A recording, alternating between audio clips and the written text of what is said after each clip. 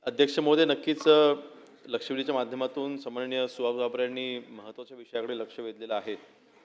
माननीय मुख्यमंत्री महोदयांच्या उपस्थितीमध्ये माननीय एकनाथ शिंदे साहेब मुख्यमंत्री असताना या बाबतीमध्ये बैठका देखील झालेल्या आहेत आणि ही बाब खरी आहे की सांगली जिल्ह्यामधील आणि सातारा जिल्ह्यामधील आपले जे सराफ व्यावसायिक आहेत किंवा मग गलाई करणारे बांधव आहेत ते संबंध देशभरामध्ये आणि परदेशात देखील आपल्याला आढळतात. आणि सराफ व्यावसायिकांच्या बाबतीमध्ये नेहमी आपण पाहतो की ज्यावेळेस घरफोडी होतात, सोन्यांची चोरी होते आणि मग ती रिकव्हरी होण्यासाठी पोलिसांवरती दबाव असतो आणि प्रेशर असतं. ती रिकव्हरी लवकरात लवकर झाली पाहिजे ह्याकरता शेवटी ते कुठेतरी सोनं जिथे वितळलं जातं तिथपर्यंत धागेदोरे सापडतात आणि मग सराफ व्यावसायिकांना त्यावेळेस चौकशीच्या दरम्यान अनेक गोष्टींना आणि अडचणींना सामोरं जावं लागतं. आणि मग त्यावेळेस असं सराफ व्यावसायिकांचं म्हणणं मध्ये आलं होतं की जो विषय आता सन्माननीय सुहास वाबरे यांनी मांडला की कधी कधी हॅरॅसमेंट होते आणि दबाव टाकला जातो आणि बळजबरीने सोनं तिथून जरी गेलं नसलं किंवा तिथे वितळलं गेलं नसलं तरी सुद्धा आमच्यावर दबाव टाकून बळजबरीने तिथे सोनं घेऊन जायच्या कारवाई कधी कधी केल्या जातात. अध्यक्षमध्ये मी आश्वासित करतो सामान्य सदस्यांना की जर का अशा पद्धतीने चुकीच्या पद्धतीने एखाद्या सराफ व्यवसायाचा समावेश नसताना देखील कुठल्या पोलीस अधिकाऱ्यांनी जर का त्यांच्यावर बळजबरी केलेली असेल तर आपण मला त्याची माहिती उपलब्ध करून द्या की मला त्याची उदाहरणं द्या. नक्कीच त्यांच्यावरती आम्ही कारवाई करू. शेवटी जर का चौकशीच्या दरम्यान जसं उदाहरणार्थ आपण आपल्या लक्षवेधीच्या उत्तरामध्ये आपण नमूद केलेलं आहे की 2025 मध्ये आपण 3 केसेस आपण सांगली जिल्ह्यामध्ये आपण दाखल केलेल्या आहेत. ह्या केसेसची माहिती घेत असताना किंवा ह्याची जेव्हा चौकशी झाली तेव्हा आपण 14 मार्च 2024ला गृह विभागाच्या मार्फत आपण सराफ व्यावसायिकांची ही कारवाई करत असताना कशा पद्धतीने कारवाई केली पाहिजे याचा आपण SOPs आपण तयार केलेला आहेत आणि या SOPsच्या पद्धतीनेच त्यांनी ती कारवाई करणं अपेक्षित आहे जी या केसेसमध्ये आपल्याला होताना आढळलेली आहे. ज्या 3 केसेस या दाखल झालेल्या आहेत सांगली जिल्ह्यामध्ये 2025 साली आणि आता 26 या महिन्यापर्यंत एक कारवाई झालेली आहे. ह्या कारवाई करत असताना त्यांना नोटिसेस देऊनच त्यांना बोलावून घेऊन त्यांच्याशी चर्चा करून आणि जी समिती गठीत करणं आवश्यक आहे त्या समितीला कळवणं आवश्यक आहे ते प्रोसिजर फॉलो करूनच हे सगळे गुन्हे दाखल करण्यात आले होते आणि त्याच्यावरती आपण कारवाई केली आहे.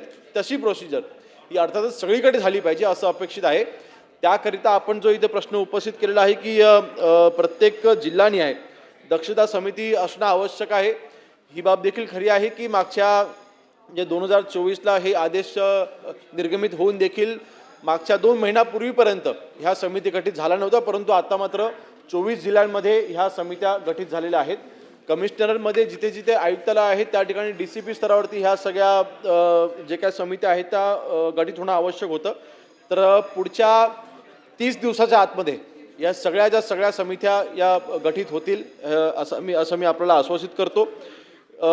त्यानंतर SOP आपण जे व्हिडिओग्राफीच्या माध्यमात ज्यावेळेला कारवाई होते त्यावेळेला व्हिडिओग्राफी झाली पाहिजे असं आपलं म्हणणं आहे, ज्याचा उल्लेख हा SOP मध्ये देखील आहे आणि नक्कीच त्याची जर का अंमलबजावणी होत नसेल तर ह्या लक्षवेधीच्या माध्यमातून पुन्हा एकदा आश्वासित करतोय की ज्या वेळेस सराफ व्यावसायिकांकडे कारवाईसाठी जेव्हा पोलीस जातील त्यावेळेस माल जप्त करत असताना व्हिडिओग्राफी कंपल्सरी केलीच जाईल आणि व्हिडिओग्राफीच्या माध्यमातूनच त्यांनी पुढे कारवाई करणं आवश्यक राहील.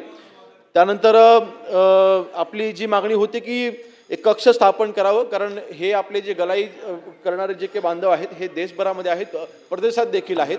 तर त्यांना त्या ठिकाणी जर का कुठल्या अडचणींना सामोरं जावं लागत असेल तर मला वाटतं कक्ष स्थापन करण्याची आवश्यकता नाही आणि ते ज्या जिल्ह्यामध्ये येतात त्या ठिकाणी जरी त्यांनी संपर्क साधला तर सुद्धा त्यांना तिथे ज्या ठिकाणी ते व्यवसाय करतात तिकडे त्यांना मदत ती करण्यात येईल.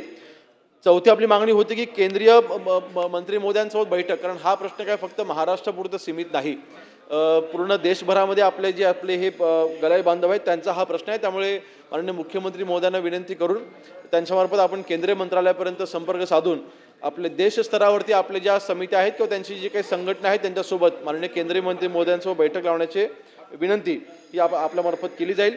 मला वाटतं आपण ज्या सूचना इथे केलेल्या आहेत त्या सूचनांच्या माध्यमातून सराफ व्यावसायिकांच्या आणि गलाई बांधवांचे प्रश्न सोडवण्याकरिता आवश्यक असल्यास ह्यापुढे देखील आपण बैठक घेऊ आणि ते प्रश्न आपण हाताळू. अध्यक्ष महोदय, सन्माननीय गोपीचंद पडळकर यांनी जो इथे मुद्दा इथे मांडलेला आहे किंवा त्यांनी ते प्रकरण सांगितलं आहे त्या प्रकरणाची चौकशी पूर्णपणे करण्यात येईल आणि जर का अशा पद्धतीने बळजबरीने जर का सोनं त्यांनी तिथून उचलून घेऊन गेलेले असतील तर नक्कीच त्यांच्या संबंधित अधिकाऱ्यांवरती कारवाई देखील करण्यात येईल. दुसरा विषय आपल्या ही मागणी करायची योग्य आहे की कक्ष स्थापन झालं पाहिजे, आणि कारण आपले हे बांधव जे आहेत ते देशभरामध्ये पसरले आणि त्यांना तिकडे कुठे अडचणींना सामोरं जावं लागत असेल तर इथल्या गृहविभागाशी त्या राज्यामधल्या गृहविभागाशी संपर्क हा सोप्या रीती झाला पाहिजे. तर नक्कीच या बाबतीतला रिव्ह्यू घेऊन अशा तक्रारी किती या आपल्याकडे येत आहेत याची पूर्ण माहिती घेऊन कक्ष स्थापन करण्यात येईल.